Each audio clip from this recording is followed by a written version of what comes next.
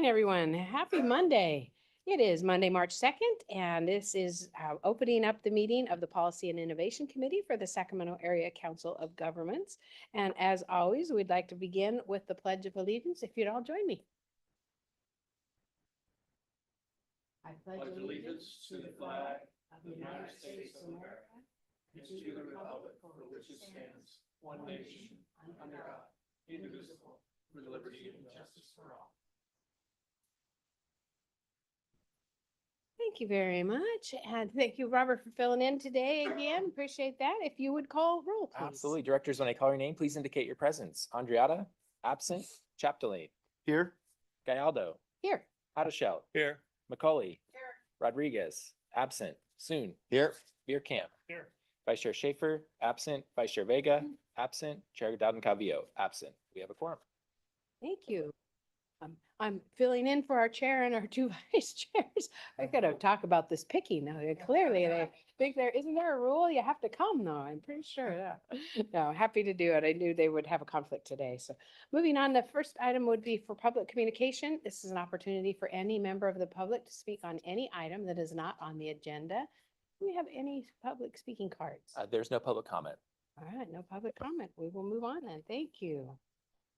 Of course, as always, also our little bit of housekeeping on disclosures. Does anyone from the chair committee have anything they need to disclose on the agenda? No, ma'am. Thank you. And we will move on into our consent calendar. Anyone want to pull anything from consent? Or anyone from the public have a consent item they need more information? There's no public comment. Perfect. Then I will bring it back and ask for a motion. Madam Chair, I'll move consent. Thank I'll you. second. Thank you. You got Director Bierkamp and Haddishell. No one online today, so we can, all those in favor? Aye. Opposed? Abstained. Thank you. Motion carries. All right, let's go on to our action items, and we're going to start with action item number 4, which is our draft budget and overall work program, and our own Loretta Sue will be presenting. Good morning. Good morning. Thank you, Madam Chair.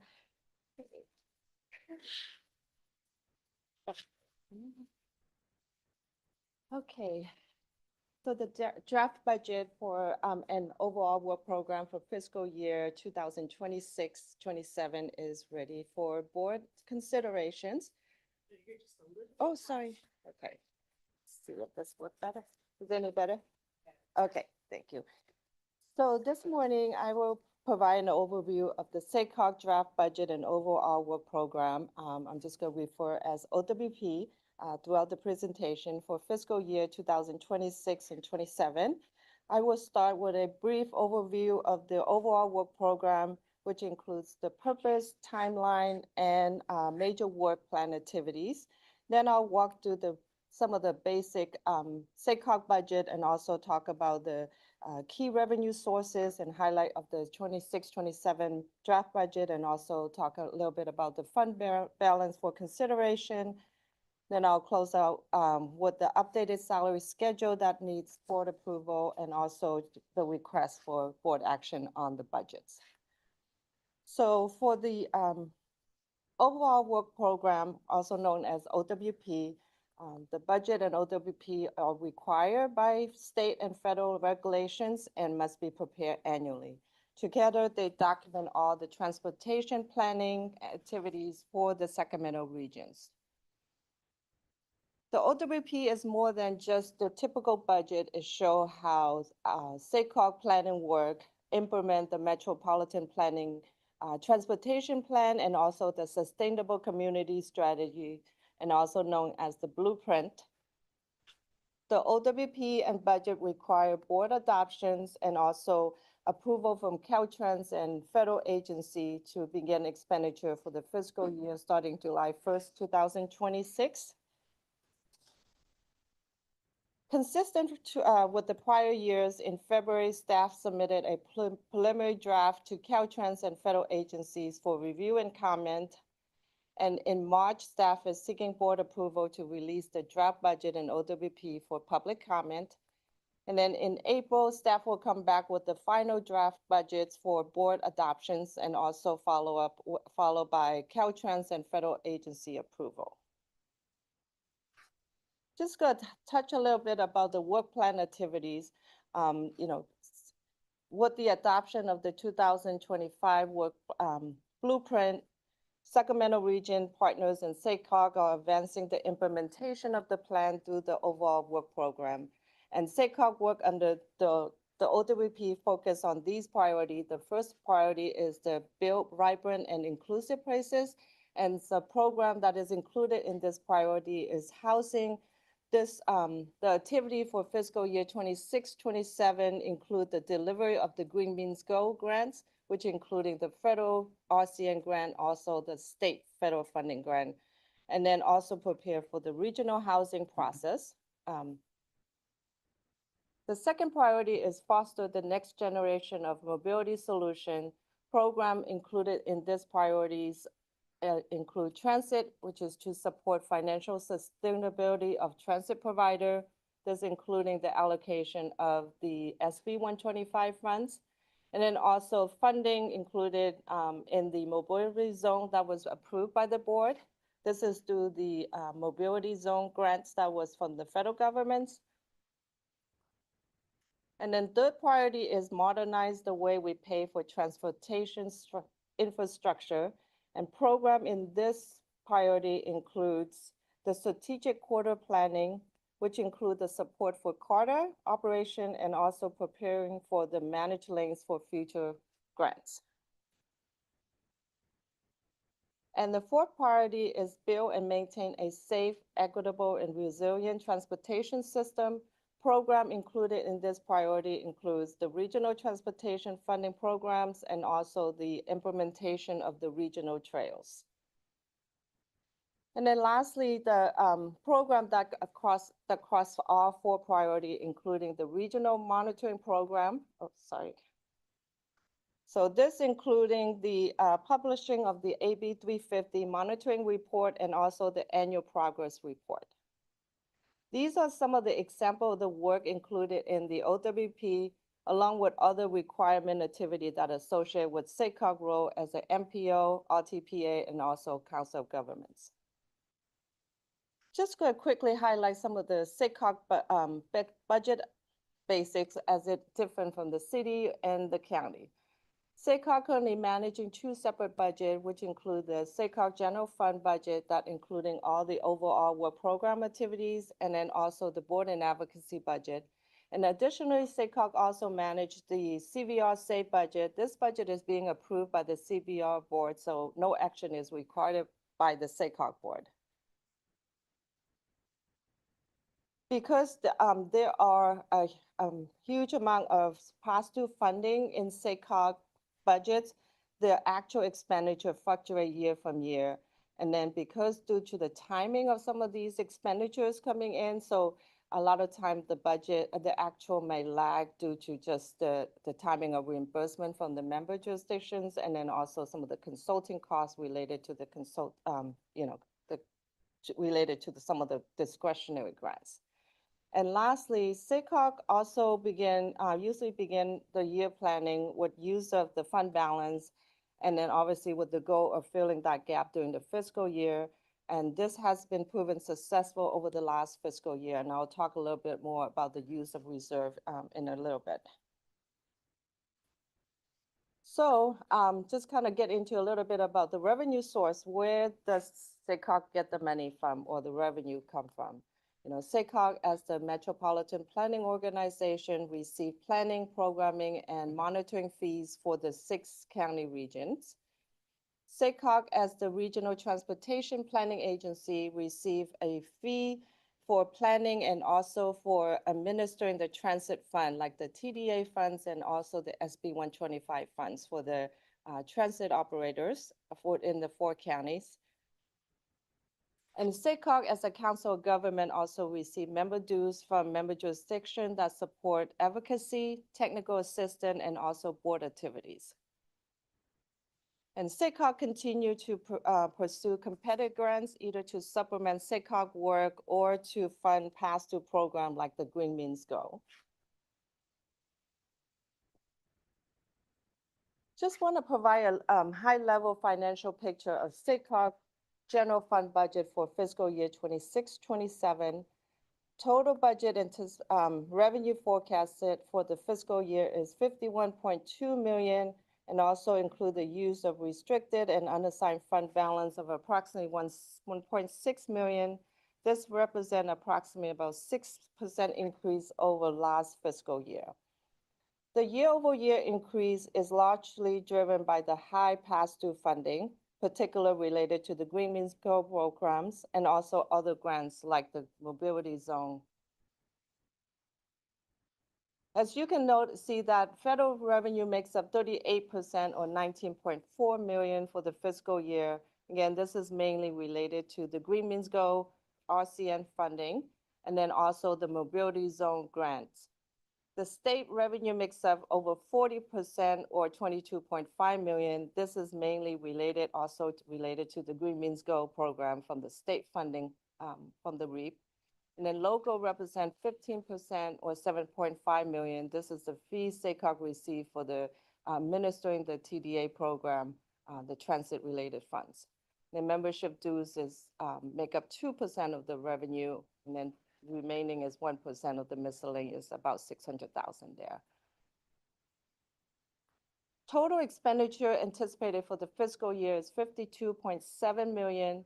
Staff and fringe benefit costs makes up about 27%. The staff costs is increased modestly due to a cost of living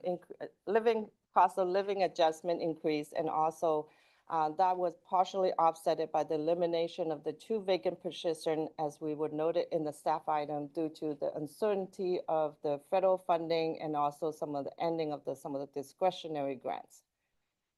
Consulting costs decreased slightly. This is due to the ending of some of the discretionary grant and also the near completion of the Blueprint EIR work. Pass-through costs, as I noted earlier, this is mainly related to the Green Means Go program, and then both from the federal and state level. Other costs is about 7% of the budgets. For more detailed comparison to the current fiscal year, the staff report and attachments provide additional breakdowns. Attachment A is the summary of revenue changes by funding source, and then attachment B is a summary of revenue and expenditure for fiscal year 26-27. And then attachment C through attachment A are detailed revenue and expenditure schedules.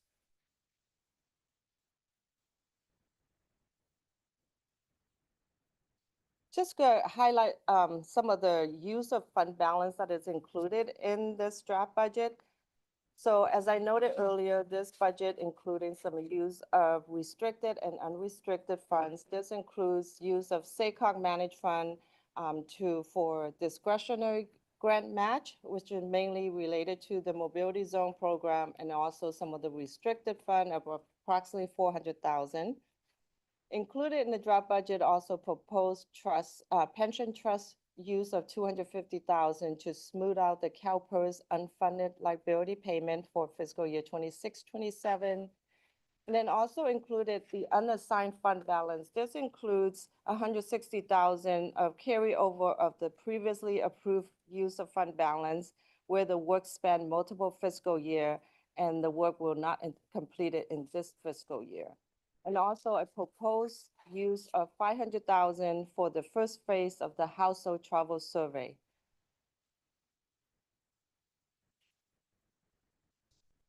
This table summarizes the fund balance by various category.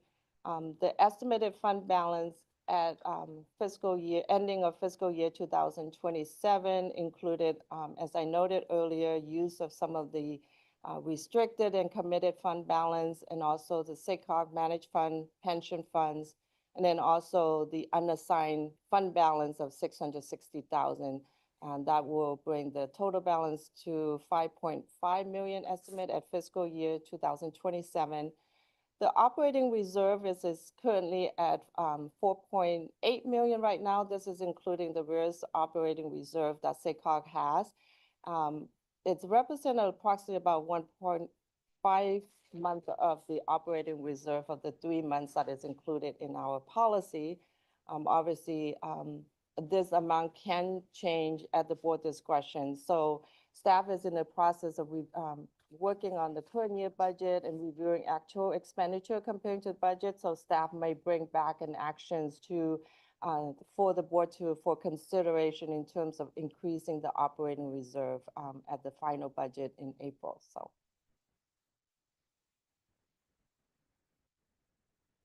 And then one last thing, so included in the actions for the board in April is, in March is also to approve the update salary schedule. This salary schedule is effective July 1st, 2026. It includes a 3.2% COLA adjustment based on the California Consumer Price Index. And this is consistent with the labor agreement that SACOG has with the union. And attachment K is the schedule if you have any questions on that. With that, staff is recommending that the Policy and Innovation Committee recommend that the board release the draft budget and OWP for fiscal year 26-27 for public comment and also to approve the update salary schedule. This concludes my presentation and I'm happy to answer any questions. Thank you. Questions? Loretta? Yes, Dr. Soon. Thanks, Chair. Not a question, but Loretta, I just want to commend you because I think that this is the best presentation of the budget I've seen in all the years you've done it. I really just like the way you rolled it all up in these slide presentations. So and all the details obviously are in our attachments, but typically we only see those attachments. But this, again, I think this is a great way to present it in this forum. So thank you. Thank you. Thank you. Any other questions, comments? I just had two, on the CalPERS payment. Does that have us completely covering our legacy costs for the year? Yes, that covers our UAL our required unfunded actuarial liability payments. Yes, so rather than making it out of our current budget, our recommendation is to use this trust, which sits a little over 2 million, to pay for some of that because we have a closed pool for our classic members. And this will help us kind of, keep that steady. Our projections show that will go down in the next, several years. And so this helps us to manage that amount of our budget going towards unfunded liabilities. Okay, thank you. And I think the other one was just a confirmation, the 2 positions that we're eliminating, they were unfilled positions, correct? That They were is vacant. correct. They are unfilled position from the current fiscal year. Great. All the questions I had, not seeing any more from the committee. Is there any public comment on this item? There's no public comment. All right, no public comment. I'll bring it back for comments or action. Chair Gallardo, can I just, you mentioned the unfilled position, so I just want to give a little bit of context as well, just from the past couple of years. So, and we have, and I thank you, Director Soon, for giving Loretta and her team a lot of credit. We've been really working to try to simplify this budget and have you understand sort of the revenues, the expenses, the pass-through grants, right, that come through, sometimes the slowness in reimbursement. But we've also brought to you each year typically a budget that has a deficit in it, and we've requested spending out of reserves. And what we've done the last 2 to 3 years is we've worked to basically close that deficit through the fiscal year. So this has been a conversation pretty much each spring at the board recently, which is good to say, well, hold on, we have a deficit here and we're looking at spending quite a bit in reserves. And so we've managed expenditures, we've held positions open, we've gone after grant money, we've done a lot of things to close those. And each fiscal year, we typically closing that gap. The reason that we are not doing that and presenting it to you this year, as Loretta says in her presentation, the memo, is because there's a few uncertainties that we're standing in front of this year, right? Federal funding, federal transportation reauthorization bill, grants that are expiring. We've done very well in getting grants. There may be a gap there. We should know more.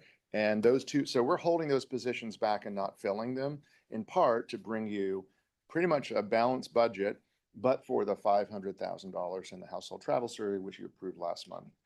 If we're going to see how the federal transportation reauthorization goes, see what our other grant prospects are, and as we say in our memo, we'd like to fill those positions. But we think right now it's prudent just to hold. So we're not sort of canceling them, but we are certainly holding off on filling them until we know more around those issues that we put in that memo. I just want to give you that context. Actually, I appreciate, Yeah, Chair please. Gado. Thank you, James. I appreciate that. And just to game theory that out, if the House reauthorization bill were delayed even farther, how will that affect your budget? Typically, when they do an extension of the authorization, they typically they do it at current funding levels. Continuing resolution and then. Yeah. And CR is typically the budget and then an extension is the authorization. So they typically do current funding levels and we get funded our operating budget. You saw the pie chart presented to you with largely what we call PL funds from federal transportation. They could do a bill this year and we have been pushing with all of you and our national associations for an increase in those PL funds. Our planning funds, our operating money has not increased. Our responsibilities it uses a very common story, right? Whether it's state or federal. So we're hoping to get, and we're really pushing hard for an increase that's commensurate with the additional responsibilities. We could get a new bill this year that gives us an increase and that would be great. I think likely we'll get a bill that gets marked up, but we won't get a final bill done this year. And so they'll extend. We could get a bill this year that reduces that's a possibility, right? As we all know, everything is very uncertain. And so again, that's a little bit of our thinking about why we don't want to commit. We have also not laid off staff for budget reasons for over a decade. So we feel, good about the fact that we have managed our budget and we've hired people with some financial certainty. And so these are the uncertainties that we're just trying to navigate right now. Got it. Thank you. I'm Chair, happy to move the item when you're ready. We're ready. Thank you very much. We I'll have a motion to I'll approve. second. And second, as soon as we can. All those in favor? Aye. Aye, opposed? Motion carries. Thank job. you. Our next action item is the transit representation on the Metropolitan Planning Organization and governments and the update to our MOU. And Christina. Yeah, so actually, Yes. I'm gonna. I was hi. like, I don't I'm see not- Christina. I'm not Christina, but I am presenting the item today. So You know what? They get the B team with us and it's all good. we're all filling in today, doing our best. So this item is something that we've been bringing to the board for quite some time. It's an annual resolution to approve the designation of the members of the board who sit on transit agency boards to satisfy a federal requirement that metropolitan planning organizations have transit representation at the table. And so this has been a longstanding practice. And I think last year you heard a lot, right, about there were 16 board members who sat on transit agency boards. And so we're just bringing this forward again because, this is what the Federal Transit Administration, Federal Highways have signed off on, that this kind of annual check-in, resolution is the right way for us to satisfy this requirement. So that's the action before you. There is a brief update in there. We have been working with the transit agencies to also update a required MOU between us and them about how we coordinate on the consideration of transit and our planning and funding. And so that's something that's still ongoing, and we hope to bring something back in the next several months to the board for consideration on that. But today's action is just on the resolution for designating the dual representation for those of you on transit boards. Happy to answer any questions. Thank you. Questions? Chair, Yes. thank you. It wasn't clear to me is, does an alternate count if you're on a board, if you're on a transit board, but you're an alternate, does that satisfy or? It's really, I guess it's when you're serving in that role. So I think, right, the spirit of it, right, is that we're thinking about transit. And so it's really the primary representatives to transit agencies. However, right, just as here, if an alternate comes, they're a fully participating member. I think if you're participating as an alternate there, that would count as well. But Yeah, it's really about those that are the primary appointees to the transit agency boards, is who we officially count on our roster. Okay. Yeah. Thank you. Sure. Thank you. Good, good question. Any other Good. questions? And then we have a roster of who that is, right? So correct. So we publish that on our webpage. So next to your pictures, we have a little transit logo that kind of identifies those of you who sit either on a local transit agency or Capital Corridor, JPA. So yeah. And just a reminder from last year, as Eric said, 16 of the 31 SACOG board members also sit as the primary representatives on transit agencies.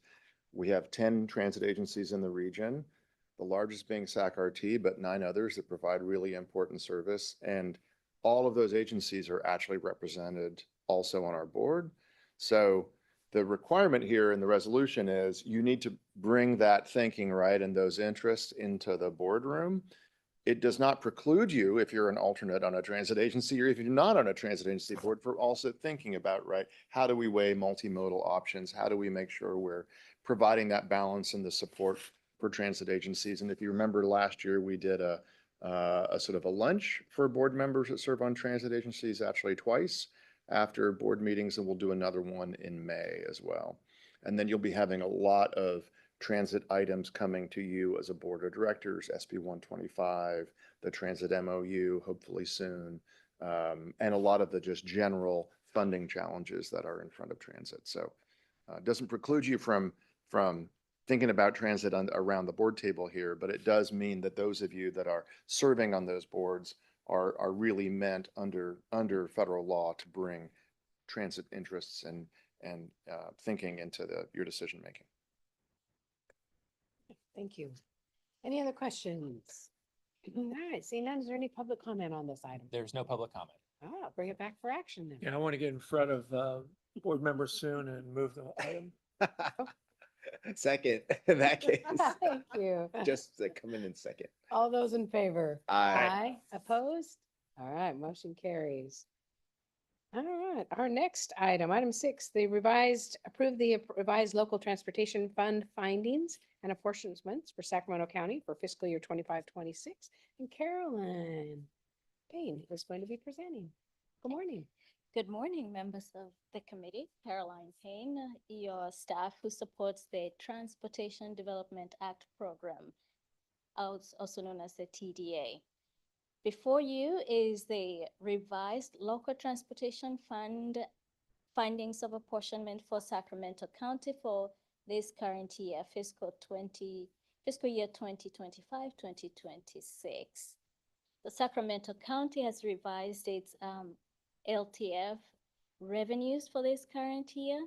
Staff have reviewed it and updated the forecast for each of the jurisdictions, and the attachment in your packet shows what each jurisdiction will receive.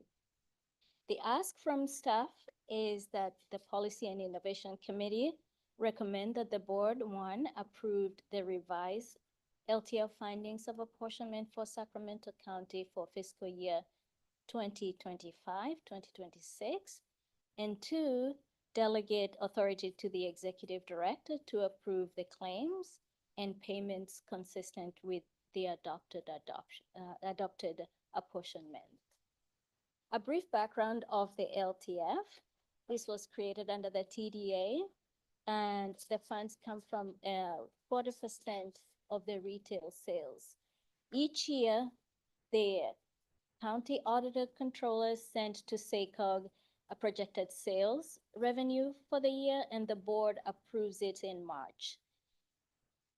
In January of 2025, Sacramento County projected that the sales for LTF would be 90 million. At the half-year mark, that they have revised it based on the received revenues, and they project that the revenues will increase by 3 million. So the new total revenues for the year will be 93 million.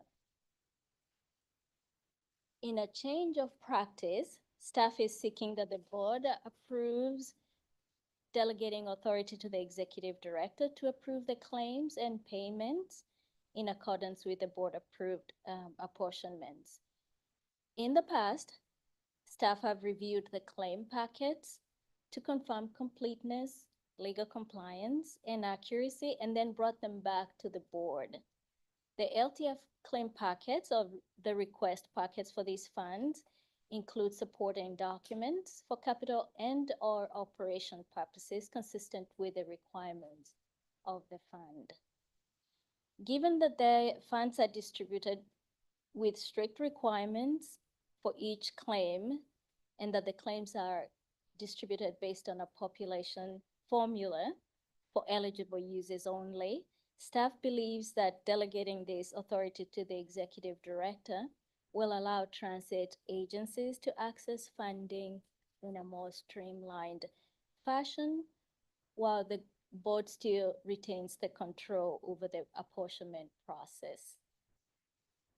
The TDA statutes also allows SACOG a portion of the LTF for administrative and planning fee. And with this projected increase of sales tax in Sacramento County, SACOG will receive about $123,403. This will be reflected in SACOG's amendment of the budget and overall work program. The attachments include a table showing all the revised apportionments for each of the agency in Sacramento County and a resolution approving the revised apportionments and delegating authority to the executive director. I'll pause and take any questions for that item. Thank you. Any questions for John? This may be needed to take offline, and if that's the case. Yeah. I'm just looking at Galt's, the SACOG planning. I asked our staff, they don't know what that's about, so if someone can just inform me, and so that we can work that out, because there's $45,000 pertaining to Galt, and no one else has, other than Ileton and Sac County's unincorporated have a charge for SACOG planning, so we're just curious what that's about. No, on attachment On the A, attachment A. yeah. on the portion. And I mean, I'm sure it's legit, Sure. I just. Yes, we can- absolutely. So the nuance for Sacramento County that doesn't show up in other counties is that all of the area that is covered by the SAC-RT district, those funds go to SAC-RT. But because SCT Link serves, portions of Galt and Ileton, those funds are kind of showing up as a separate line item. So it's not necessarily that that's a specific work for the city of Galt or the city of Ileton. It's more so the way the accounting is done, that it's all kind of lumped together for the rest of the county, and then those two jurisdictions, it's called out as a separate line item. So Okay, so yeah, Galt isn't paying, Galt isn't really doing anything with that. correct. It's not, yeah, exactly. Okay, Yeah. perfect. Mhm. Thank you. Sure. Any other Chair questions? Aldo, at the risk of me speaking on every single item this morning, I just want to flag, we had this discussion on staff. We're asking you in the next few items to delegate authority to me as your executive director. We understand there's a lot of transparency that you like as a board, having things come to you. And if you recall, typically a lot of these items with LTF come as consent items, right? So you typically approve these allocations on your consent agenda. I think it was even our auditors found this and suggested it would be easier and quicker for transit agencies, really done by formula, to be able to allocate this with simply my signature. However, so I want to flag that. It's really it's your decision, right? And if you would like something where we try this and we come back, we give you reports on what's happening, right? So that I want to be fully transparent. This is your decision, but because there really isn't a lot of discretion here, it seems easier and potentially quicker and more efficient to do the delegation of authority. But if you want to have information items or an update or anything like that, where you Just to add on to that, James, so the intention here is that this is part of the annual process, so it's not a perpetual delegation that you're never going to hear about this again. It's more so at the time that you understand how much money is coming from each county, that you'd have the authority to approve kind of up to that limit. And then as Caroline mentioned, sometimes the counties revise these, and so that would also come back to the board to understand whether the sales tax receipts came in above or below what you had previously approved, and then you'd have the policy oversight over changing those amounts at that time. But yeah, it's to your discretion. Thank you. The only question I had is then on delegating, do we need a separate motion for that? Or, So, our intention is that the resolution, satisfies the requirements. Council. Yep, that would be acceptable to do that way. thank you, that was it. Any other questions? No, we've got some similar items. Any Yeah. public comment on this item? There's no public comment. All right, I'll bring it back for action. Chair, I have a question then. Yeah. So I'm good with the delegation since this is mostly formulaic, but I guess and then I would just suggest we could bring future allocations back on it as just a consent item, so then people could just see it if they want to see how allocations came out. But is this a one-time action, or is this delegation are you only doing this delegation for this year? Is that what you're asking for? Our intention, Just do is one to and done, is- right? is- Yeah. No, our intention is to have it as part of your annual action to adopt the budget and delegate, right? And so we'll receive claims as a result Oh, of these yeah. budgets, and James will kind of approve those. Yeah. And then next year, when we get a new budget, we'll come back and say, please delegate for the budget that you're approving. Got it. So, yeah. Okay, got it. Okay. Because typically it's the claims that actually usually go directly to the board, so they don't even go to a committee Yeah. that are on consent for the specific amounts. But yeah, we can provide those by receive and file. We also do provide, as part of our overall SACOG audit, Mhm, the audits of the TDA funds also come to this committee and to the full board. So mhm. yeah, happy to report out on kind of what is actually transpiring, because sometimes the claimants may not request the funds in the year that they are eligible to receive them, so we're not necessarily even spending all the funds in every given year. Mhm. Yeah, it makes sense. I just wanted the need to delegate the authority Sure. each year, but I mean, I'm good either way. Okay. It's fine. All right, thank you. Thank you. Any other questions? Was there any public comment on this? No public comment. I'll bring it back for action. Move for approval. Thank you. Second. Moved in second. All those in favor? I Aye. Oppose? wait for someone else to jump in. Hey, it's a small committee. Everybody's got to do. You know, in Sacramento, we should have a second. That's Always so. absolutely. We're just going to hang out. We're here for you. He's El Dorado, he made the motion. I'm just teasing. Item 7, we're in a similar vein. This is approve the local transportation fund findings of apportionment for fiscal year 26-27. And again, Caroline, Yes, continue. with reference to Director Seuss, this is the coming years of findings of apportionments for the 4 counties. That is Sacramento, Sata, Yolo, and Yuba counties. And again, the counties have provided us with the projections for the coming year. The staff has reviewed them, and we have calculated what each of the cities, county, and transit agencies will receive.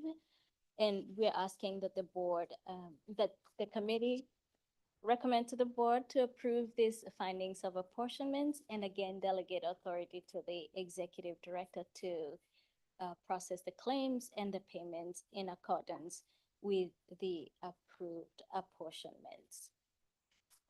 Something to note too, also, TDA allows SACOG to receive a portion for administrative purposes as well as planning purposes. And the percentage of about 1% for administration and 3% for planning purposes. In the coming years, total planning and administrative fees about $4,757,000, which will be reflected in the budget, as Loretta mentioned. The coming year, the revenues are estimated to be about 116.6 million, and you'll see all of the apportionments in your attachment. And again, we have a resolution to approve the apportionments as well as delegate the authority to the executive director. We'll take any questions. Thank you. And Caroline, you too have that soft voice, so we may need to get your mic a little closer. Oh, okay, all right, I will. Make God sure willing. everybody can hear. Any Okay. questions on this one for the 4 county? Seeing none, any public comment? There's no public comment. Thank you. I'll bring it back for action. In representing the 4 counties that I don't Represent? reside in, I'll Yes. move the motion. Thank you, Director Havshel. I'll Do I have a second it since I don't reside in them either. Well, now I have to take issue with it. No, I'm Placer County thinks this is great. All those in favor? Aye. Aye. Just remember that down the line. Opposed? Oh, yeah, will do. Take action on Placer County items. Will do. Okay.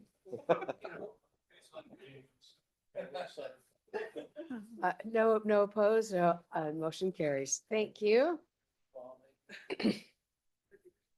And following again at our last one, also again, so the, excuse me, this is the transportation fund findings of portion, I'll try this again, the state transit allocation fund this time, right? Yes. There we go.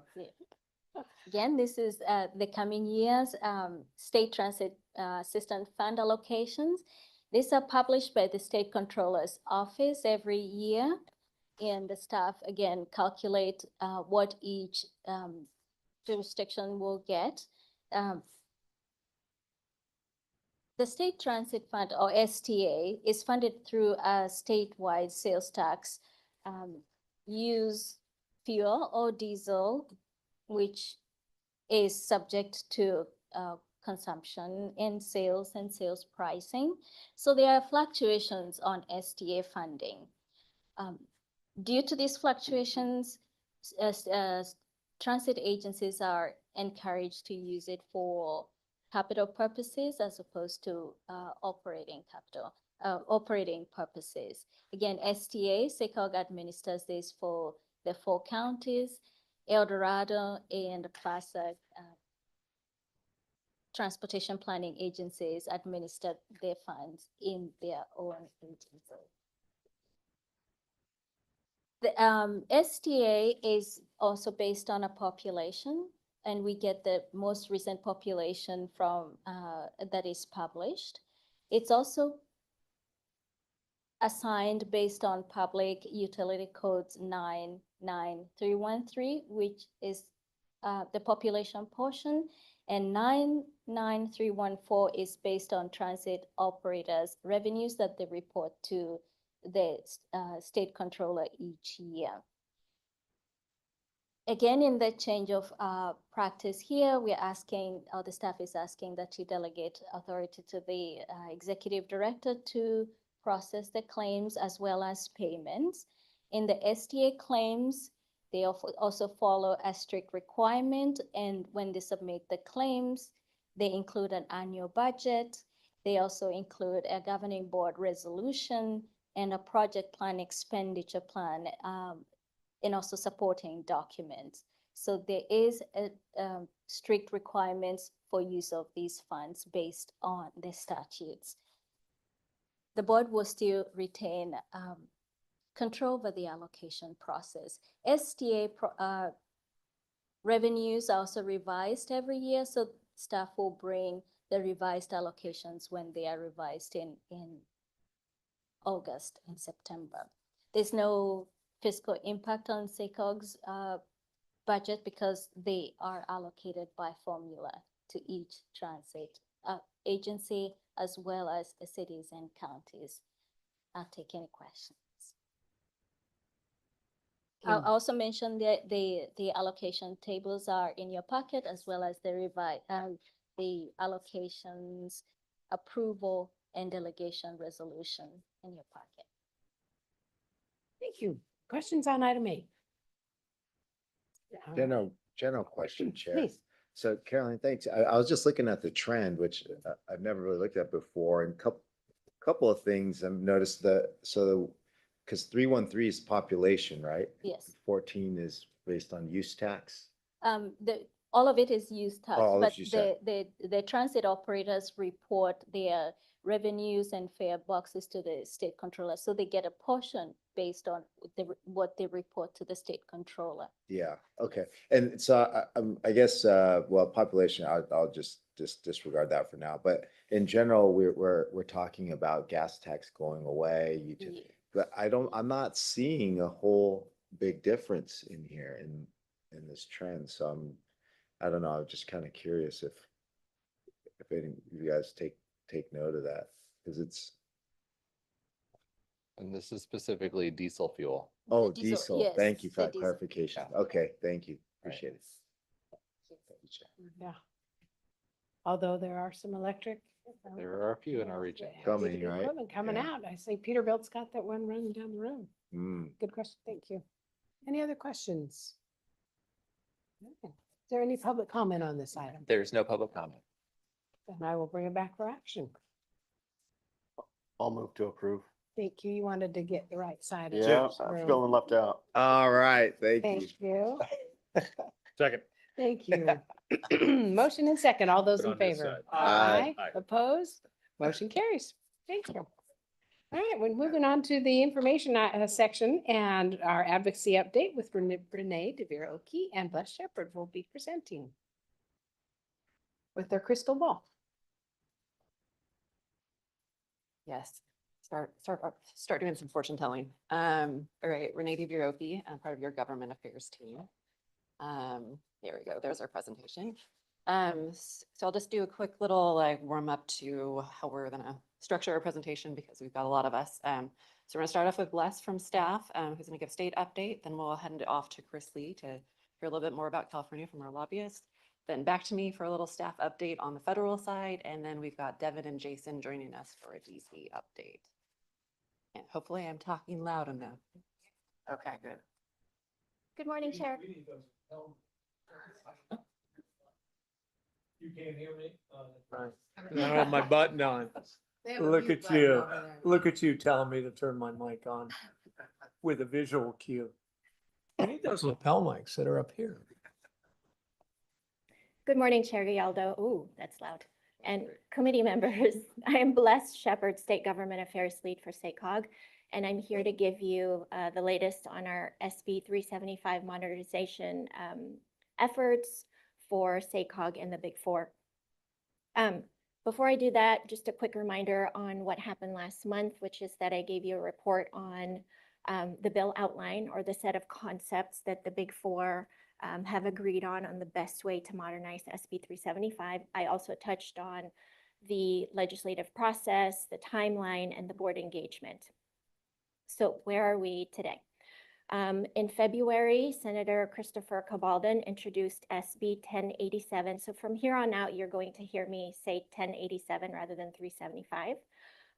This is the co-sponsored bill by SACOG, SCAG, SANDAG, and MTC. This version, by the way, it's in your packet. This is what we are calling the slim bill, because unlike what we reported in February, this one has the shifting of our planning cycle from 4 years to 8 years, and this SB1 planning grants program. You're asking why is it a slim bill? And it's just simply because we ran into some drafting timeline deadlines, and also following the lead of our author, who said it's better to introduce our slim bill so that we can get our committee referrals in a timely manner. And so this is what we have in front of us, or in your packet, I should say. The rest of the amendments, we are working with our author to draft and work through, and we expect that that's gonna be in print in the next few weeks. So we are definitely going to send you that as soon as it's done. Okay, we're gonna go back to the timeline, which is blank. Oh, there we go. Okay, so in the timeline, we are in February, and the deadline to introduce a bill was on the 20th of February, which we met. And expect that we are going to be reaching out to you to do, excuse me, a briefing on the more extensive bill once we have the amendments. We are expecting that we are going to have our first policy committee hearing in April. So we have some cushion between now and April to give you a better briefing once we have the substantive amendments. And we are absolutely going to get ahead of your schedule, make sure we get on it before the big things happen on the calendar. And that is all that I have for today, and I'm happy to answer any questions that you may have. After that, after my report, I'm going to give it to Chris Lee is going to go over the rest of budget. Thank you. Again, this happened to me last time. But to go over the state budget and also other legislation that's cropped up in the legislature. Happy to answer any Thank questions. you. Questions for Bless before? Sorry. Oh, I'm sorry. I go do ahead. have, The slide came up. Oh, it came up and- too and- fast. I know, and I was gonna hand it off to Chris, whose 40th birthday is today, so we wanted to. Young enough to name say the number. Happy birthday, Chris. thank you. I was waiting to say something about you looks different today. It is. could I just ask one question before we celebrate, Chris? Yeah. So we're doing an advocacy day, Yes. well, in April, is that? Did I miss it on For the the calendar? region work group, yes. Yeah. It That was, is, Was it on the calendar? I just it is, yes, I'm sorry. I read it went- too early went this too morning to fast. remember. So it's slated for April 9th. But it's on It is. 1087. One of our issues for advocacy day will be SB 1087. Thank you. and before we leave that topic, unfortunately, the state has scheduled its joint committee meeting of ARB, HCD, and the California Transportation Commission for that day in San Francisco. So we are actively looking for new dates right around then in early April. We can't ride the Capitol Quarter then. You know, when a Absolutely. person turns 38, people start bothering them about turning 40. And I always feel like you should say, could I be 38 and 39 first and enjoy those? So you've probably been riding that for a couple of years. Anyway, now it's behind you. Thank you. Happy birthday. Thank you, Chair and members. Chris Lee with Politico Group.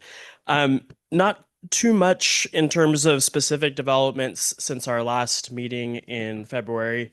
I need this. Oh, it's a clicker. No slides either because we're just running by the seat of our pants this month. As Bless mentioned, the deadline for bill introductions was February 20th. Relatively light year in the transportation space. Aside from our bill on the Senate side, there's a handful of interesting different approaches to transportation issues on the Assembly side. And I'll go through three of those really quickly, just because I think it's important for the broader context of like what the legislature is going to be looking at as they're considering our proposed reforms to SB 375. So the first one I'll talk about is AB 2560 by Assemblymember Schultz. And this bill is similar to several that were considered by the legislature about 3 or 4 years ago.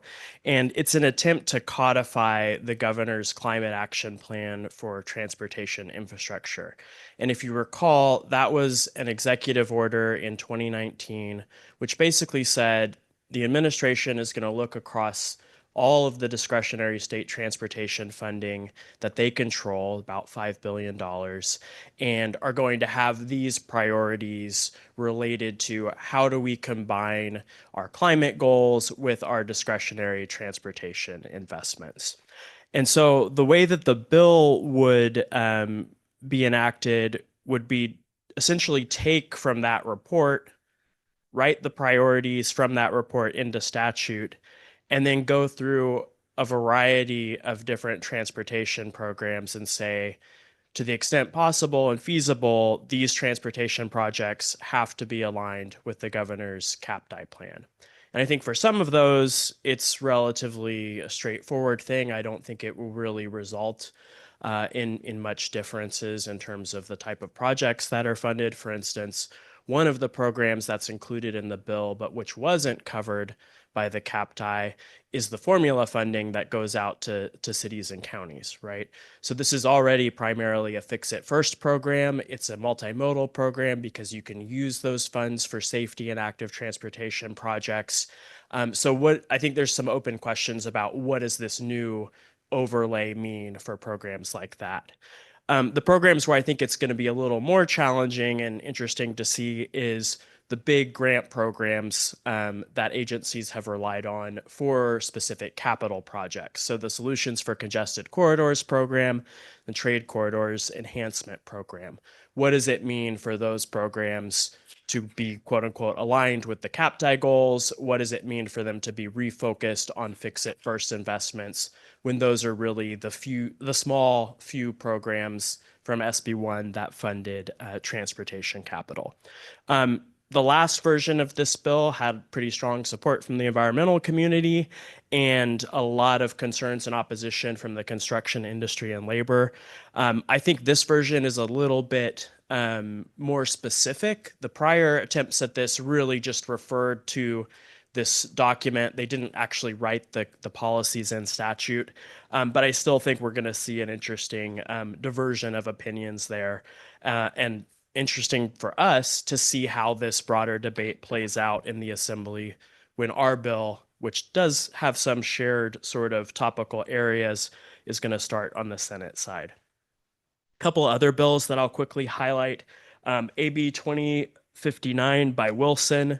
Right now, this is a spot bill, so doesn't have substantive language, but this bill will be an attempt by the transportation construction industry and affiliated labor groups to put some guardrails around VMT mitigation requirements for transportation projects.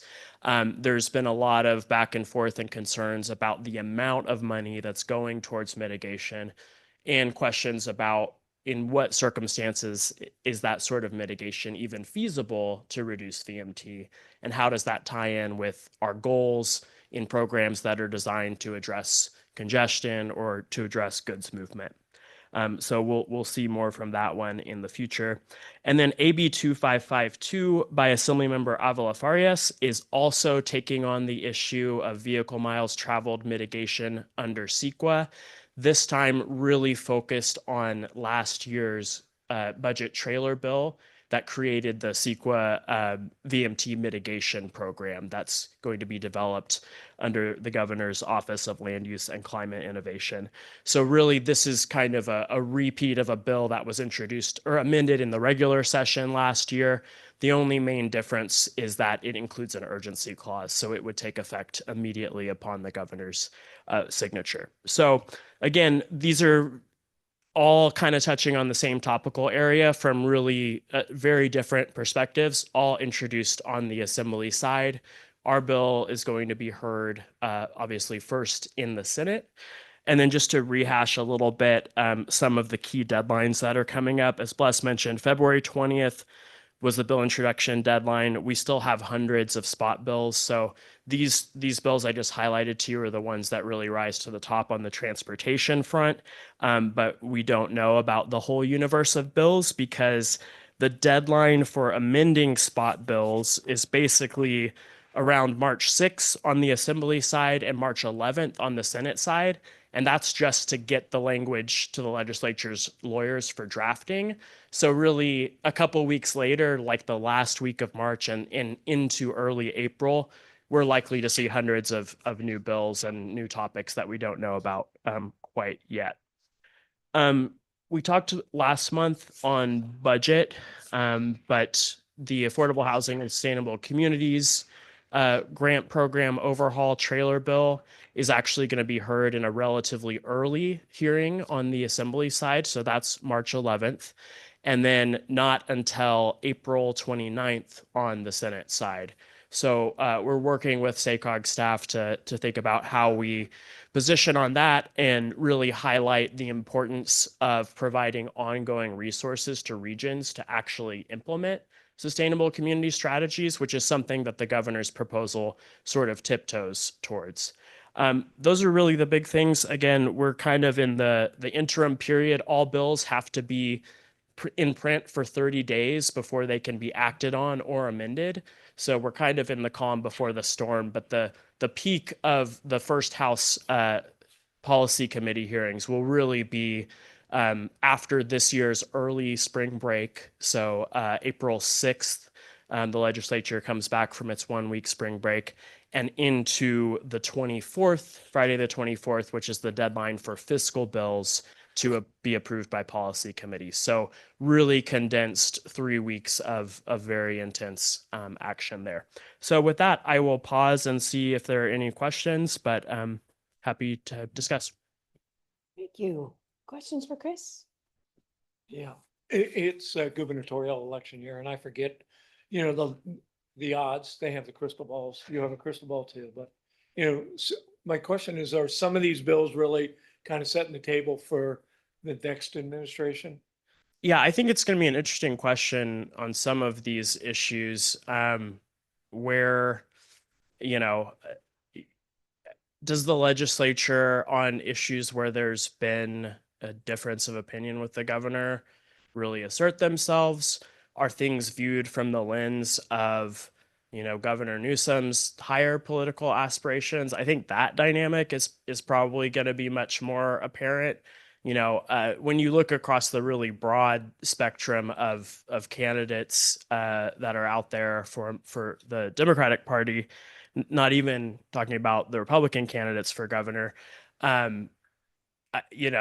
you definitely see some polarization happening where parts of organized labor that are typically more industry friendly are aligning with certain candidates, whereas other sectors of the organized labor community have kind of yet to really coalesce around candidates.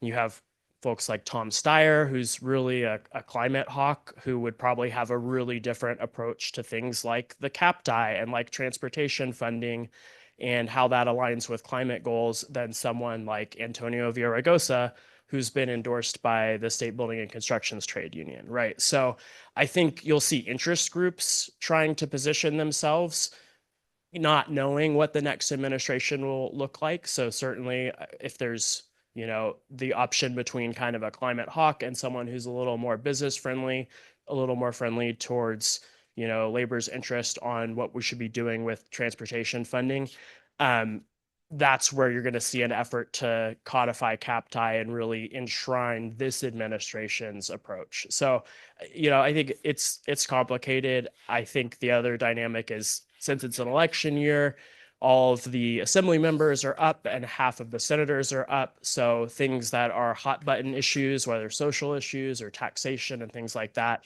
those become difficult votes in an election year. So lots of variables. Thanks very much for that multifaceted answer. Yeah. Thanks, Chair. Yeah, I appreciate all that information as well. A couple of things, question and I don't know, comment to hope to spur some conversation. So for Senate Bill 1087, I remember Meredith Steinberg was working with a good group of people of interest, and I was wondering, because it's bill light, do we have any early support letters that are dropping with this, or is this? It's a great question.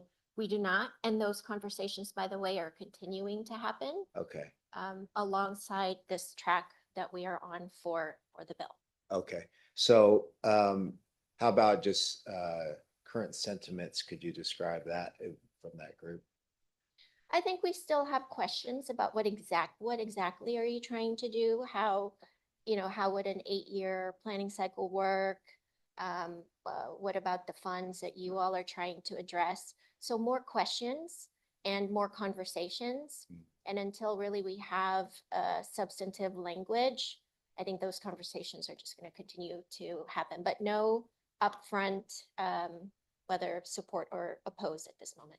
Okay, that's understandable. All right, thank you. And then the other thing I was trying to put forward, I was always thinking how to frame this, and when you're mentioning I'll call it the CAPTI bill.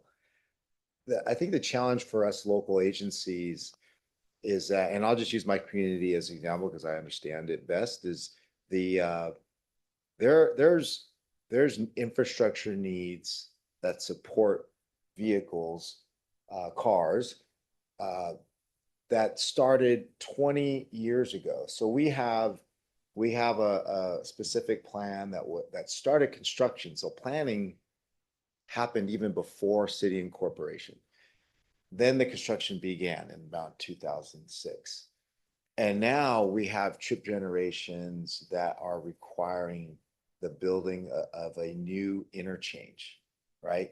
That the traffic on one of our, in Elk Grove Boulevard is horrendous because of these additional units. Again, planned a long time ago, began construction 20 years ago.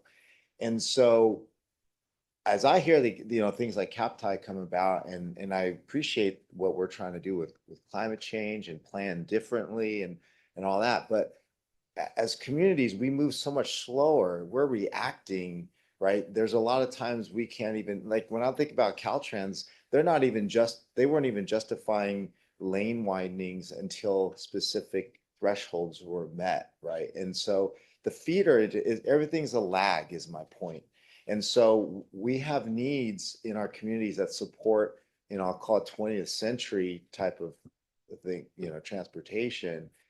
To just like cut things off is my concern with the CapTI, and not allowing us to finish out, if you will, or at least transition appropriately. And so it just dawned on me how to frame that. And as we consider all these new bills, and as we're talking about SCS, I don't know the answer. I just put it out there is that we have needs in our communities that will be hampered if we aren't able to support these things that were planned a long time ago. So I'm happy to accept correction too, in my line of thinking, if that's not how it's done in the transportation planning world. I'm all ears, but that's something I feel like we need to wrestle with, though, is how do we accommodate, while it doesn't necessarily meet SCS or what we want to do from greenhouse gas emissions, how are we supposed to finish out? How am I supposed to finish this interchange that is going to be gridlock for my community for the next 20 years and beyond if I don't get this interchange built? Thank you. Well, just a quick comment. As you all know, and again, crystal ball, right? Very hard to see where state policy is heading. I would say one thing I think was going to be the case for a while now. It's going to be hard to find state funding just to widen a freeway with just general purpose lanes. So the question is managed lanes, right? And what we're doing with CARTA and HOT, like high occupancy toll lanes. That sort of on the bubble, right? And I think part of the discussion we're having with a lot of our environmental partners is, toll lanes help manage, they help actually get transit through quicker, you move more people through those managed lanes, right? Shouldn't that be sort of on the bubble? And then I think the other big question is interchanges. And if you remember the local jurisdiction highlights from the blueprint, we went through all of those, and they cycle on you basically all have an interchange. Yeah. You all have an interchange that you need fixing. Yeah. And I think that's another important sort of policy question that we have in the realm of, adding more car capacity and infrastructure, and, where do interchanges fall in that? Because either you want new ones or you want to fix the old ones that are really unsafe, right? Almost all of you around the table. Yeah. If I can, I just want to make sure that everybody here is tracking this. I think you have done, because Bless and Chris are great presenters. SB 1087, it was in my executive director update. Director Rodriguez, you asked for, hey, can we see the language? So we'll keep that in front of you through my updates, the email updates every month, through the Policy Innovation Committee here. And then recall too, the larger board meetings, right? This is going to be, sometimes this will move really quickly and we'll need support letters. As much as we have discussions at the full board, I think this committee would be great if you all can sort of speak up and say, yep, absolutely, we're following this, that we're great. Senator Cabaldon has introduced this. And so I just want to make sure that you all in some ways are the messengers to the full board, on this legislation. And remember too, that as Bless said, lots of things are still in play, but in particular, we're trying to change state policy so that if we don't meet our climate target, we don't get cut off from funding. Yeah. And that is the direction you gave us 2 years ago unanimously. There's a lot of other things we're trying to update on SB 375, but in particular, we want to make sure we don't just lose out on all state funding and become the example. Yeah. Right. Thank you. All right. Any other questions, comments with Chris? We have a federal update to go here. Yeah, well, I say we'll All bring it right, back. I'm with gonna the Fed. jump us to the next one and try to keep us on time. So I'm gonna do a little bit of framing for the federal presentation you're gonna be hearing and try to give as much time to them as possible. So we've been talking about federal surface transportation reauthorization. James mentioned that a little bit. So Devin and Jason will be talking about that. We've also mentioned something called the LOT Coalition, which is a group that's aligned around a set of principles to push forward as part of that reauthorization. The LOT Coalition, there's a lot of acronyms here, is the local officials in transportation, the membership, and I'm going to read through almost AMPO, we're also a member of that. NACO, NATO, NLC, NARC, and the US Conference of Mayors. So a lot of coalitions that you guys are all part of. Sydney. I did say NATO, NADO, which is the National Association of Development Not a T. Organizations. Oh, yeah, D is in dog. Yes, there's a whole lot of folks getting into transportation. So kind of the point that we're going to get into is that the coalition has formalized what's called a marker bill, and they're looking for support from various partners. And the bill that they've put forward is Bridges and Safety Infrastructure for Communities and Success, called the Basics Act, or HR 7437. So a marker bill at the federal level is basically a way of saying to the committee, like, this is my top priority. Sometimes the language that's in there gets adopted as a whole or pieces of that. So Devin and Jason are kind of be doing a deep dive on that, as well as kind of what we're going to see over the summer for surface transportation. And then the other part I just wanted to highlight, so you'll be hearing this from kind of your staff, is it's the season for community project funding. So all those applications are due this week or next week, depending on which office you're working for. So if you have a transportation project that you're going to be putting forward, reach out to us and we can look and provide a letter of consistency. Ultimately, those come back to us to put into our federal documents. So the earlier we know about them, the better. So we can help track those. Okay, with that, I am handing it off to Devin and Jason. And I know you have a lot of slides here, so I am happy to click away when you let me know. Yeah, which ones to do. I'm gonna keep it high level. Hi, everyone. Sorry, my camera just flipped up. I'm gonna keep it pretty high level, but we kept a lot of slides in just in case anyone has questions on any specifics. But Renee really hit on the right big picture message. Is my sound okay? I'm getting a little bit of Yeah, feedback. we can hear you. Okay, great. Want to make sure that the next surface transportation reauthorization bill, that's the big 5-year bill, funds most of the work that SACOG does, and from the federal perspective, and want to make sure that we are growing that pot as much as possible and making sure that regions and MPOs and locals have as much access to those federal dollars as they did under IIJA, even though it might not look the same. But just a quick overview. This is an important bill because it is our policy bill and an appropriations bill. So we don't call it an appropriations bill, but we get dedicated money from it. And we know we have that money over a 5-year window. There's not many other bills like this in Congress. And so it's critically important that the things that we need to focus on that we do in leading up to this bill. That's why you keep hearing us bring it up at every single meeting. The last bill, the IIJA, was a huge spending bill. And so as we're looking at this next bill, Congress is thinking about, okay, that was Congress, many people in Congress will tell you that is a once in a generation bill. Some folks have been starting to say that as inflation and other issues have increased how much it costs to put out projects, that was really just closer to a big bill, but maybe more in line with where we actually are now, because projects are so much more expensive to get on the ground. So there's a debate in Congress. This Congress has been very flexible in some types of spending, and then they've been conservative in others. And so the debate is on about how much they're going to spend. The one thing I want to highlight on this chart is that 24% that's discretionary, the space where Congress is looking to shrink or consolidate the pot is in that discretionary window and a little bit on the formula side. And so as we're going through what the Basics Acts will do, it's important to know that if Congress is thinking about getting discretionary grants, think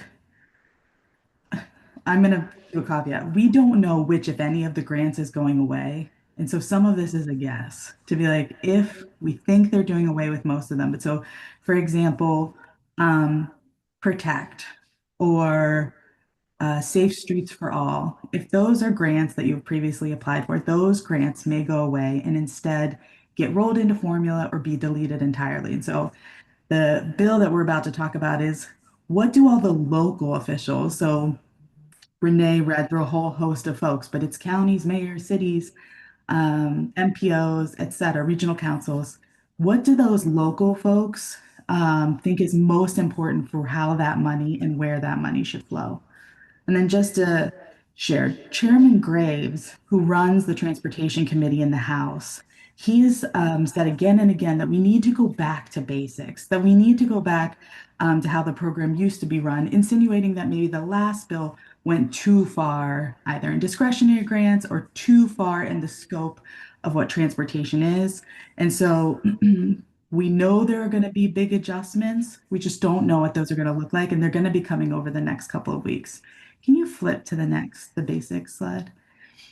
So in order to get ready for what Congress is going to do, all of the local groups got together. They do not always agree. There are many differences of opinions, but everyone agreed that it's critically important that those local groups all and regional groups all come together to sing with one voice from one hymnal about what is important. And the main gist of it, I'll go through some of the more specifics, but the main gist is that locals and regions should have access to federal dollars. And they should have it at the level that was provided in the last bill so that we shouldn't lose any ground. And so if you can flip through, a couple of notes before we jump in. Congress is working on the bill right now, which means that behind the scenes, the staff are sending drafts back and forth, they're writing text. And so we introduced this so that as the staff is working on that text, they have our version of text that they could pull from. We expect that they could release text. They will tell you March. It's not going to be March. Congress is really good at overestimating when things are going to happen and not actually getting them out the door on time. So maybe April that we could see text. And the marker bill is a bill that signifies what you want to happen. Doesn't mean all of it gets included. Some of it may be included, some of it may not. Okay, switch to the next one. This is the big talking point we've really been pushing with Congress, is that local governments own 43% of the federal aid highway system and 75% of all road miles, but only get 16% of the federal highway funding. And that imbalance, you can switch to the next one, is really leading to some perverse outcomes about how those dollars can be spent. So if Congress is going to shift from how they did IIJA, which IIJA really opened the window for locals and regional governments to apply for almost every single grant.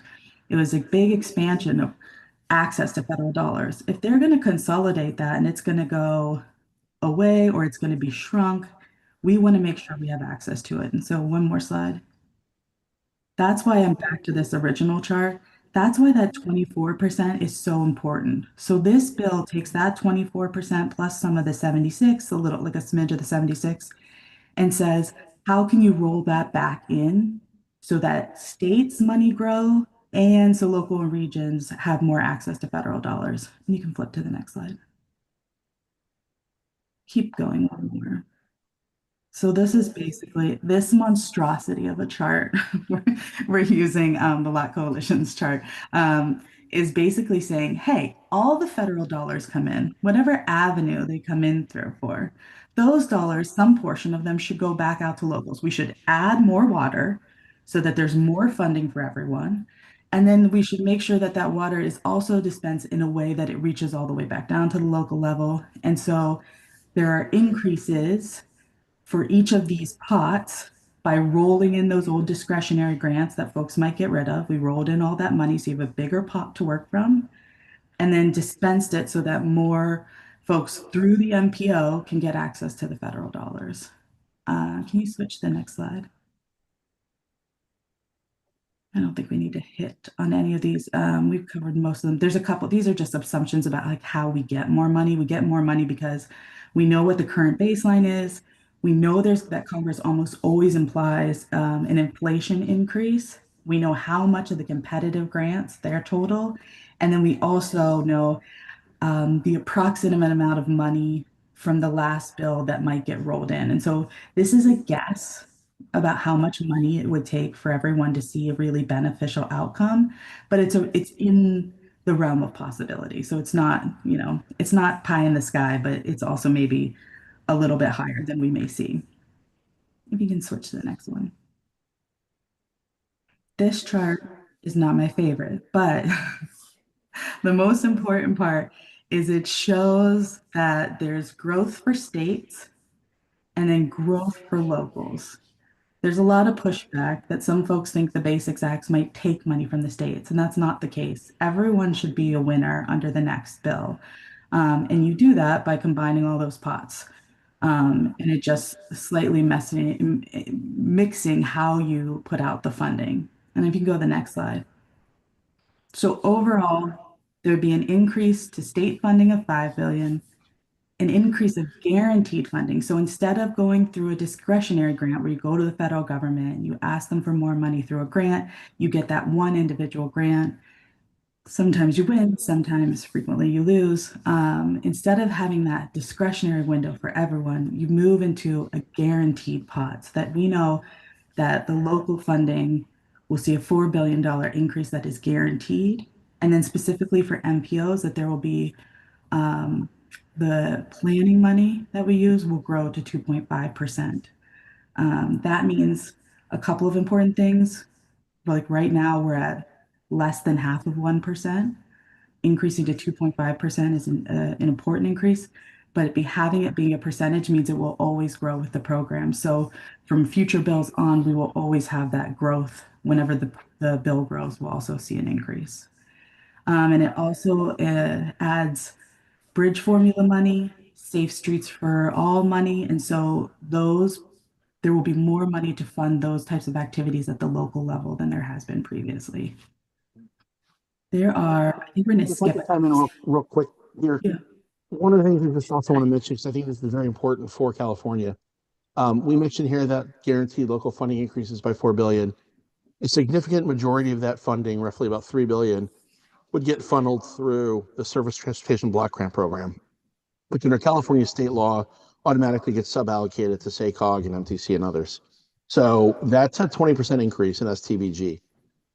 That is something we are really, really fighting for because, again, it is the largest pot of money that you guys receive, I believe, from the federal governments. And if this were to pass as we project it would increase that allocation by 20%. I would also note the good news is because you're California, CMAQ, CRP, and safety money, or Surface Transportation Block Grant dollars automatically get sub-allocated to you. With the new federal program, this were to come through, bridge money and then a portion of the highway safety dollars would also get sub-allocated to you. So, in this case, not only are we expanding the money that you're getting, but it's also creating a federal requirement to ensure that you get bridge dollars and you get highway safety improvement dollars in the form of the SS4A grant in a formula. And I think we might want to stop right there and just talk about, you can go back to the slide. Does anyone have any questions about this bill or how it may impact you? The real thing we want to leave you with is this is a critical bill for locals and regions because it's the first time everyone has come together to coalesce around a core ask for increased funding. And because we have this opportunity where Congress is trying to decide, what do we do with that last IIJA bill? How do we consolidate some of those programs? And so we have this opportunity while Congress is thinking about the structure of the bill and how to incorporate some of that funding. And so this is a really important bill. We very much hope that MPOs, cities, counties around the country are going to be supporting it asking their members of Congress to weigh in, writing letters of support or resolutions where appropriate, because this is a big chance for us to have a much higher stake in how much funding is coming back locally. That's great to hear. Yeah. Questions, comments for Jason and Devin? You go first. Oh, All right. so I've been, thank you, Chair. Just curious where the increased dollars are coming from? Did you say it's reallocating IIJA, or are there more allocations from gas tax or anything like that? It's a couple assumptions. So roughly about, Oh, sorry. get to Lon. the numbers that we're talking about, an 11% increase for state DOTs, and then the increases we just talked about. The current baseline, which how much the Highway Trust Fund spends, not how much it brings in, but how much it spends, has to increase from about 80 billion to 92 billion. Within that 90 billion, we're also sort of converting money, right? There's within the last bill IIJA, there was roughly about, depending on how you look at it, somewhere between $3 and $6 billion worth of federal money that was going out in the form of competitive grants. 50 different competitive grants that we've talked about. Devin and I have done webinars. I think we did a 3-hour webinar to go through every program once for you guys. Congress realized that that is too much, that DOT is not built to be, for lack of better words, a beauty pageant, looking at all these projects. And quite frankly, right now, Democrats are not looking forward to this administration picking grants. And just like the Republicans weren't when Biden was in charge, right? So there's a little bit of hesitation related to, should the administration be picking projects, or should we go back to the way it used to be, which is going to the formulas? So some of that, how we sort of rise both boats without adding a ton of new money, is taking some of those competitive grant programs and then just flushing the money back through the formulas. And from our perspective, they should go through the formulas that benefit both the states and local governments equally. So the Surface Transportation Block Grant Program, which is 55 goes to locals, 45 goes to the state, right? That's my version of equal. My version is actually 65-35, but nobody really ever really gives me everything I want. But so that's how it happens. There is an assumption of inflation. And then assumption, effectively, the big question is there's about a $6 billion gap. So from a basics perspective and our perspective, we're reaching out to our other partners and the local governments, the states and others, and saying it's easier to fight for $6 billion together than try to fight over how we're going to break the existing pie up. I am fairly confident that the $6 billion that we would need to get to where we want to go is possibility. I don't want to say it's a reality or a probability, but even in the current dynamics, I think the numbers that we're talking about are not far off from what House and Senate Republicans, and quite frankly, Democrats are looking at as far as a total spend for this bill.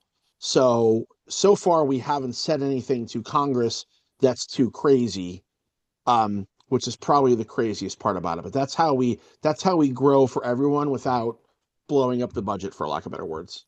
But if your question was also around, is there a gas tax increase being contemplated? Congress typically has that fight of reauthorization and then does not choose to touch the gas tax. And instead, they have largely employed some budget tricks and some general fund transfers to cover any gaps in the bill.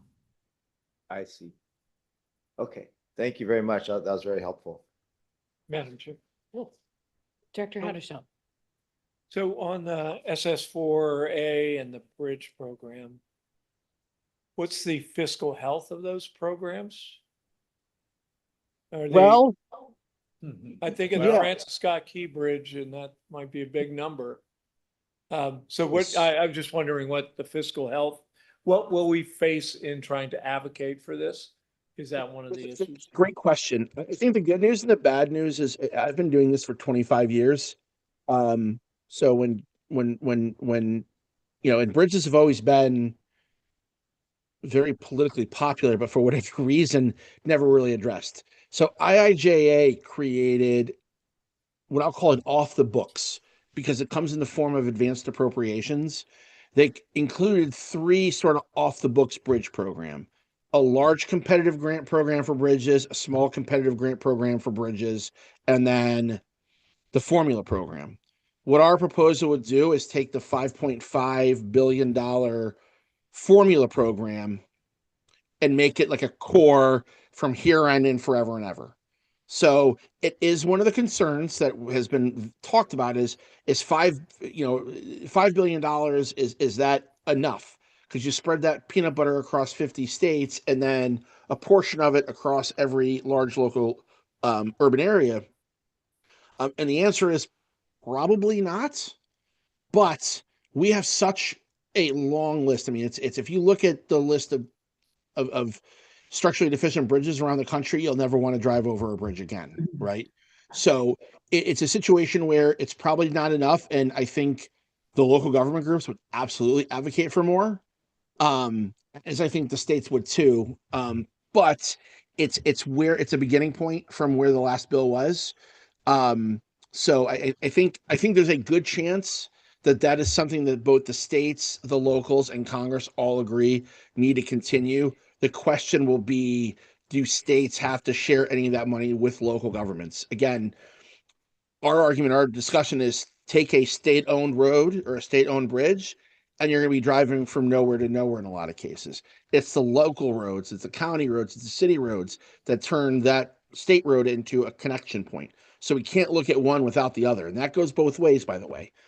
So I think a little bit of there is there's NACO's done a very nice job of this, the counties. They look at the percentage of bridges and what percentage are in disrepair, and a vast majority of physical number of bridges in bad repair are locally owned. And that's because there's never been any federal investment behind it. So, yeah, I mean, that's a very long answer to a very short question. I think it's probably not enough, but it is enough to start, I think, is what what we've been saying. As far as Safe Streets for All, I think it's been a phenomenal program in terms of getting cities and local governments and regional governments to think more action oriented as far as safety. I think the problem is it's patchwork. You'll have an urban area where 7 cities have done it and 14 haven't. Well, if I'm driving from point A to point B, I'm probably going through 6 of those 14 jurisdictions. So I think a lot of the logic is make SS4A a dedicated program within HSIP and give all of the money through the MPOs back to the local governments. So you'll see that program, I think, which has been competitive, and right now a lot of that money has gone towards the planning. I think it'll be much more action oriented, where that effectively $1 billion will be spread across all of it. And it's also a situation with both bridge and S4A. The individual dollars can also be joined with other formula dollars, right? It's not like a state can't add some of its other dollars. And I think that's also part of the logic there too, is maybe $5 billion for bridge is not enough, but if Caltrans wants to use some bridge money and then some NHPP, which is another formula they get, they can do some very large projects. Thank you. Thank you. Other questions? Well, we've got Jason and Devin online. All right. Thank you so much. That's, as always, you guys are a tremendous source of information, and I appreciate the insight very much. And also, anything else from staff? That is it. And then we encourage you to talk to your local jurisdictions and see if this Basics Act, you want to send a letter of support in as well. So Definitely, I'm sure. Sorry, Chair. Please. This will be hopefully a cap to cap talking point too, right? Now. Yeah. Great. Thank you. So I have to ask my usual quirky question. I'm always fascinated with the naming of these things. Do they have somebody in the marketing department at Congress that comes up with these clever acronyms? They wish they Looking did. at the marketing department right now. It's not always, if you have to look up the number of times we've called something a bridge act, we use the same words over competes. we get an acronym and everyone, we make sure it gets used to the nth degree. So There's a special bottle of bourbon somewhere in my office that I use for bill making time. And that's just how it is. You fill in the words, the letters. That's right. It is our own Wordle. Yes. Well, thank you. I say, appreciate the information and I think shockingly, a little glimmer of some hope out there. I was unexpected, I think, for some of us. Appreciate it very much. All right, I will ask, is there any public comment on this? There's no public comment on this item. All right. Well, then our last item on our agenda is our public participation plan. And do I see Rosie? Oh, there she is.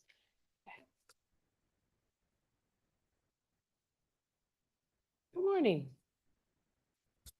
Good morning, Chair, committee members. Oh, there we go. All right, I'll be short, hopefully, but open to any questions you might have. Just really wanting to let you all know that we are embarking on the public participation plan. We haven't updated this since 2021, so it's going to be exciting to look back on all the work that has happened in the last 5 years. But before I go into those details, I just start with what is a public participation plan and why we have to do it. So the PPP, as we'll go with our classic acronyms, is a process that documents how we inform the public on what SACOG does and how we do it.